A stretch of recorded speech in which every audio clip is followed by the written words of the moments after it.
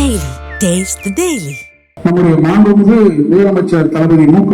ஸ்டாலின் அவர்கள் தலைமையிலே இருக்கக்கூடிய இந்த ஆட்சி கல்விக்கும் பொது சுகாதாரத்துக்கும் உங்கள் உடல்நலத்துக்கும் ஆரோக்கியத்துக்கும் இந்த இரண்டுக்கும் மிகப்பெரிய முக்கியத்துவத்தை அளிக்கக்கூடிய ஆட்சியாக நம்முடைய மாண்புமிகு முதலமைச்சருடைய ஆட்சி இருக்கிறது. அந்த உணர்வை அவர் பெற்றிருக்கக்கூடிய காரணத்தால் தான் முதலமைச்சரை நாங்கள் எல்லாம் அண்ணன் என்று அழைக்கிறோம். மற்றவர்கள் எல்லாம் ஒரு சகோதரர்கள் என்று அழைக்கிறார்கள். அவரை விட மூத்தவர்கள் அவர்களை தம்பி என்று அழைக்கக்கூடும்.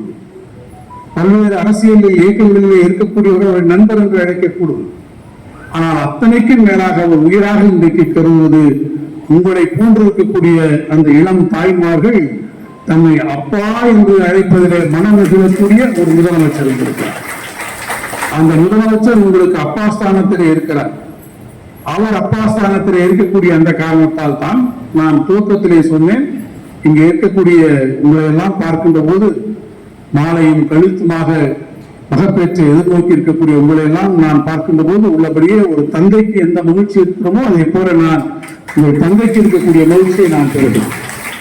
அந்த துறைக்கு பேரே ஒரு காலத்தில் சமூக நலத்துறை என்று மாத்திரம்தான் இருந்தது. அந்த துறைக்கு பெயரை மாற்றினார். அந்த துறைக்கு பெயர் வெறும் சமூக நலம் மாத்திரமல்ல, மகளிர் உரிமை துறை என்று இந்த துறைக்கு பெயரையே மாற்றியவர் நம்முடைய காரணம் என்ன? உங்களுக்கான உரிமைகள் உங்களுக்கு கிடைக்க வேண்டும், உங்களுக்கான சலுகைகள் உங்களுக்கு கிடைக்க வேண்டும். சலுகை என்று சொல்வது கூட தவது உங்களுக்கான உரிமைகள் கிடைக்க வேண்டும் என்பதற்காக. அந்த உரிமை உங்களோடு மாத்திரமில்லை, நாளைக்கு நீங்கள் பிறக்கக்கூடிய குழந்தை அது பெண்மகவாக இருந்தால் அது உயர்கல்வி படிக்கக்கூடிய வரை அந்த பிள்ளைக்கு புதுமை பெண் திட்டத்தில் மாதம் 1000 ரூபாய்.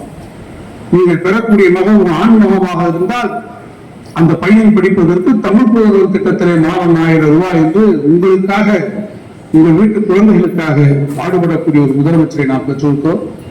அந்த முதலமைச்சர் ஆட்சியில் நீங்கள் இன்றைக்கெல்லாம் இங்கே வந்து உங்களுக்கான சீர்வரிசைகளை நீங்கள் உங்கள் ஒவ்வொருவருக்கும் கொடுக்கின்ற போது மனநிறைவோடு நாங்கள் கொடுக்கிறோம். பாதகம் செய்பவரை கண்டால் நாம் பயம் கொள்ளலாகாது பாப்பா, மோதி மிதித்து விடு பாப்பா, அவர் முகத்தில் உமிழ்ந்து விடு பாப்பா. அண்மை செய்திகளை உடனுக்குடன் தெரிந்து கொள்ள இணைந்திருங்கள் எம் நாடு தொலைக்காட்சியுடன்.